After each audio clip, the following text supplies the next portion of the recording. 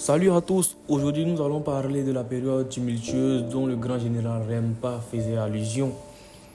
Il fut un temps où la Chine n'était qu'un champ de cendres et de sang, un temps où les royaumes s'en dévoraient comme des bêtes affamées, et dans cette nuit sans fin s'élevaient des hommes que l'on ne nomme qu'avec crainte, les 6 grands généraux de Qin.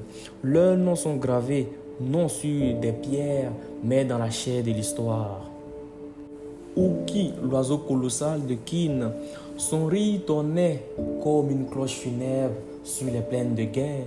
Il ne commandait pas, il inspirait. Chaque charme mené par Uki était comme une danse de mort, une symphonie d'acier et de bravoure. Un général, non, une légende vivante. Puis vint à Uki, le stratège silencieux, un maître des sièges, un architecte des carnages. Il ne parlait pas de victoire, mais de nettoyage. Là où il passait, les champs devenaient des cimetières, le génie froid au service d'une ambition brûlante. Et dans l'ombre marchait Okotsu, invisible comme le vent du soir, précis comme une lame glissée sous la gorge. Peu l'ont vu, aucun ne l'a oublié. Il ne cherchait pas la gloire, mais la domination silencieuse. À leur côté, Shibasaku, Kanshu, des noms que les livres effleurent, mais que les anciens redoutent encore. Car même l'écho de leur puissance suffit à faire frémir les trônes.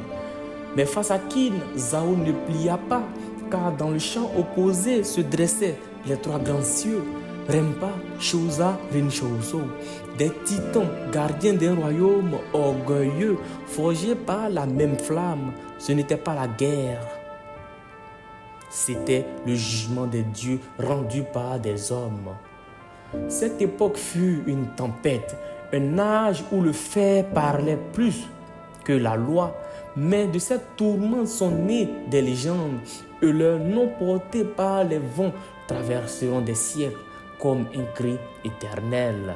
Et comme j'aime à le dire, l'histoire n'a pas de héros, seulement des noms que le temps n'efface pas.